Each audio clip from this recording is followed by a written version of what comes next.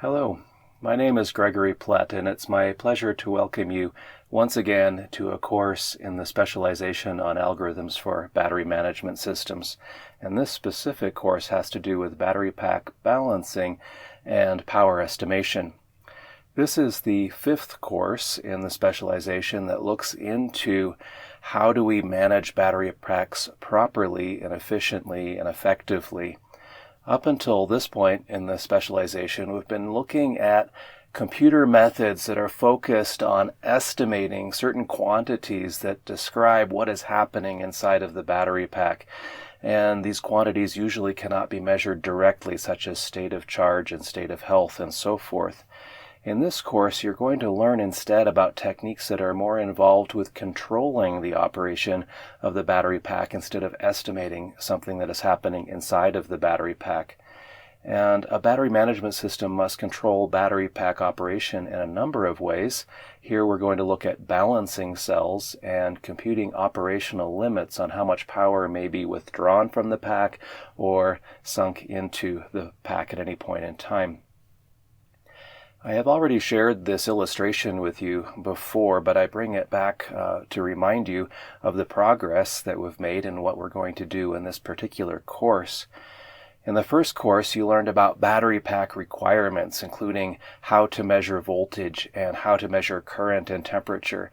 And in the second course, you learned how to model battery cell operation by learning about equations that describe how a battery cell voltage responds to a change in the battery cell's electrical current that's flowing through it.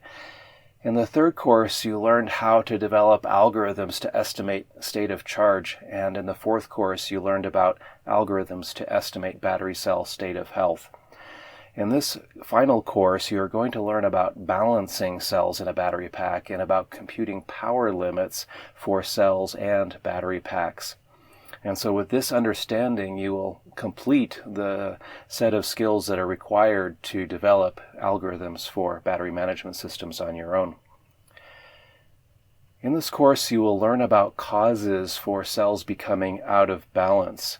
You will learn circuit concepts and methods to bring battery cells and the battery pack overall back into balance.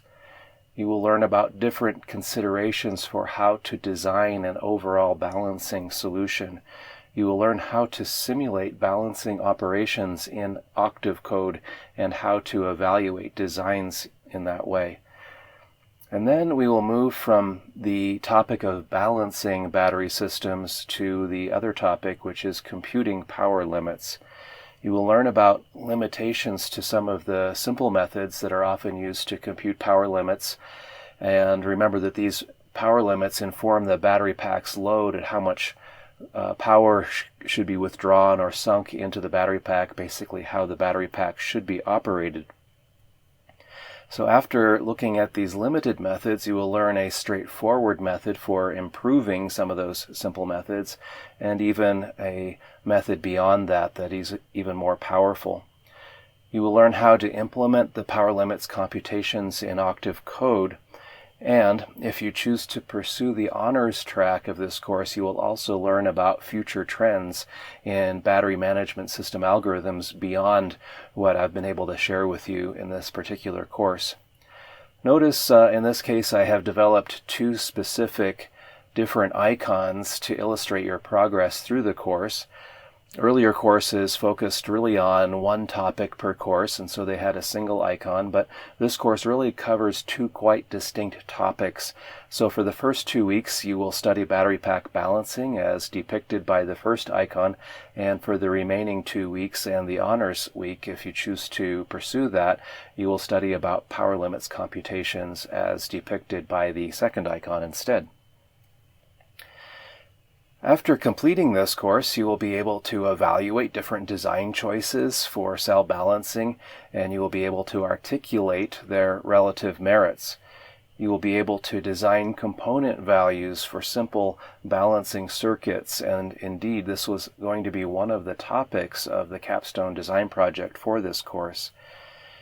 You will be able to compute available power using a simple cell model, and you will be able to use provided Octave code to compute available power using a more comprehensive equivalent circuit cell model that provides better power limit estimates. And you will also be able to use the provided Octave code and simulation scripts to evaluate how quickly a battery pack must be balanced. This course does have several prerequisites. It depends on certain things that you have learned already throughout the specialization. So looking at the first course in the specialization, you will need to remember some basic background and battery management system requirements, especially having to do with sensing, and also the simple methods that you learned there on how to compute power limits and energy limits in that course. You will need to remember some things from the second course in the specialization also on equivalent circuit cell model simulation.